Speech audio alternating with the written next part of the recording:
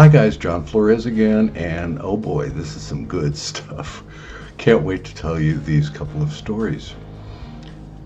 As a precursor, I'd like you to know why I keep reposting all my old tracks, supposedly improved, and I've been doing that for 5 years, and now I'm going to be posting them again because I have finally found the proper listening environment in order to mix. It's taken at least the last 2 years of tweaking. So, apologize for stuff you already heard, but for me they sound a bunch better, okay? So that out of the way, here we go. Why did my peers call me dog ears in Hollywood? Started back in Phoenix with the military draft. I was 22 years old, got called into the draft board, and as part of the exam they put me in a listening booth. And they put headsets on me and they sent me a whole bunch of tones. Well, all of a sudden a crowd starts to gather and I'm probably in that booth for 45 minutes and everybody else was in there for 10. And finally they let me out and they said, "Do you have any idea what's going on with your hearing?" And I said, "I beg your pardon."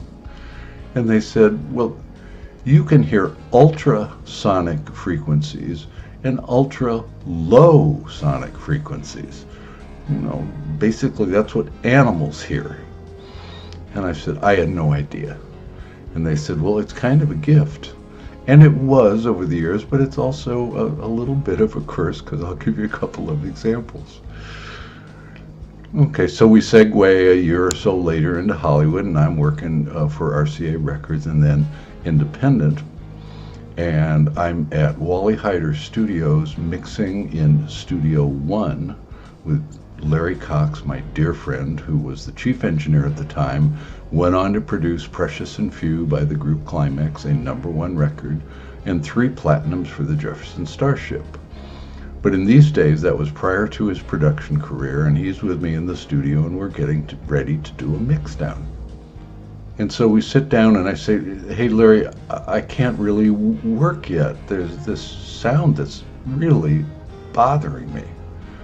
And he said, "Well, I don't hear anything, John, but I trust you, so let's try to figure out what it is." And this is in the tube days with the transistors and all that stuff. There was no solid state technology yet. And Larry began turning off every single piece of equipment one at a time in Studio One. And by the time he reached the last one, which was an amplifier, the sound I was hearing, which was really high frequency, it went tss in my head. And I said, "That's it."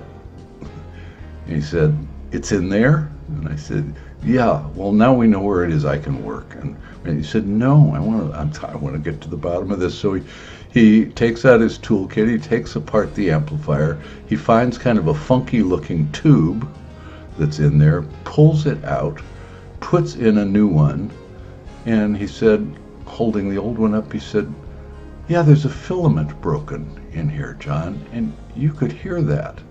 And with the new tube, everything was perfect. So that was the first time, and that's, I think, when Larry coined the term, "John, you got dog ears." Well, okay, so now we segue, 2-3 years later, and I'm mixing Rock the Boat at RCA Studio A. And we keep doing this mix, and I keep stopping it and saying, "There's a noise on this tape that I cannot live with." And by the way, when you produce, sometimes, live on microphone during rhythm sections or orchestra or vocal sessions, somebody will talk or whisper or they'll squeak their chair or whatever, and something was on that track I thought that was bothering me and I just couldn't let it go. So we ran it again and I heard it again, and Wally Holmes, who wrote Rock the Boat and managed the Hughes Corporation, he said, "Wait a minute, John, I think I know what you're hearing. Run the tape again." And we ran it, and I said, "Stop." And he said, "Here's what it is, John." He said, "I'm at the other side of the control room from you, but I am scratching my back with my fingers." That's what it was. And that was probably 15 feet away. He's up against the wall and I'm up toward the speakers. I heard that. Dog ears, John, heard that. Oh my goodness. So over the years, that's been kind of an issue, even in terms of somebody honks their horn unexpectedly, I'll about to jump out of my jockey shorts. Well, okay, so that's where dog ears came from. And if I go into a store and they have a security system and it's a high frequency security system, I'll hear that sucker and it will just destroy my shopping experience, but now I'm kind of used to it and I get through it. As I age, it's reduced some because my hearing is reduced some. Okay, that's the story behind dog ears. The other story that I think you'll find amusing is that in the old days when we mixed in the control room, we used kind of a crayon, a white crayon. Every studio had it. And they would have a crayon next to the board, and this was pre-automation days, so you couldn't automatically determine levels that you wanted to go to. So if you wanted to boost the background vocals at this stage, or you wanted to boost the cup snare, or you want to drop it back for the open snare, you just took out the little crayon and you put marks on the board to know where your new levels would be when that part of the tune came up. So I've been doing that for at least 10 years, and I got a call from a friend who said, there is an eye surgeon in Houston who has heard about you, and he's put together a solo piano album. He would like you to come to Houston and mix it for him, and he'll pay you quite well to do that.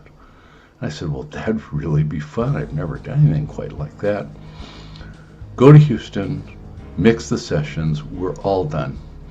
And as a courtesy, what producers and engineers would do is they would take a little wipe, an alcohol wipe, and just remove the white crayon marks from the board so that you're leaving it as clean as you found it.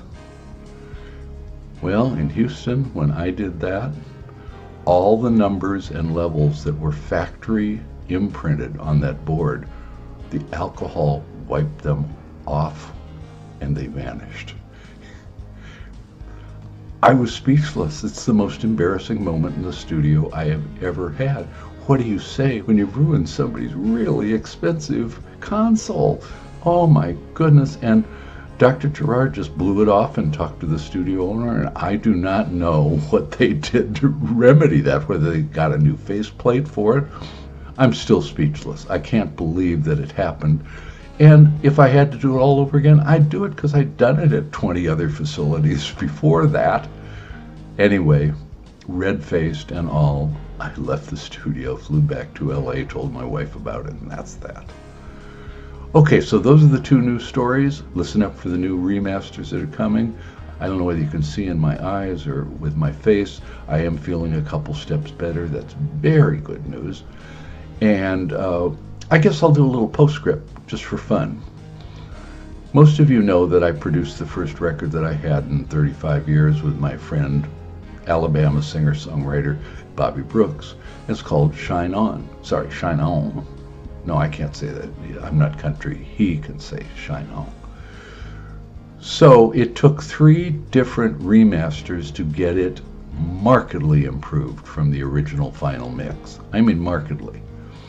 So this would be the 3rd release that just came out through CD Baby, and it sparkles now.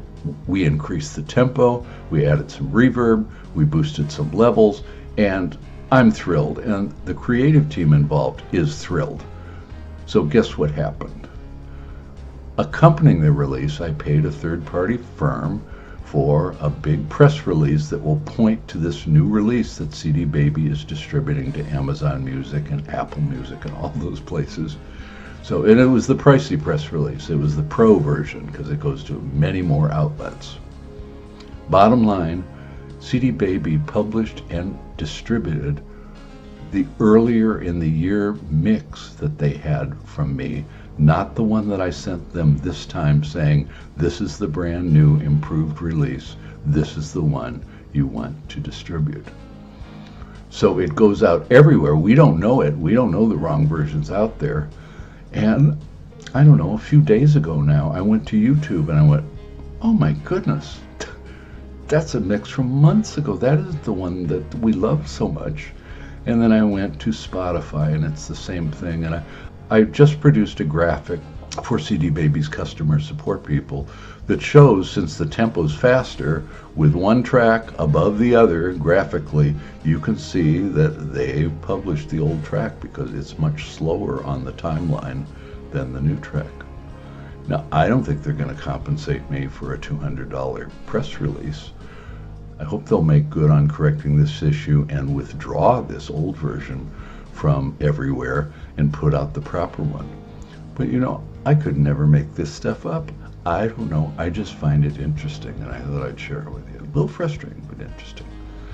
So, look, as always, I really appreciate you watching, and you guys take care, and I'll be back in touch. Thanks a lot. Bye-bye.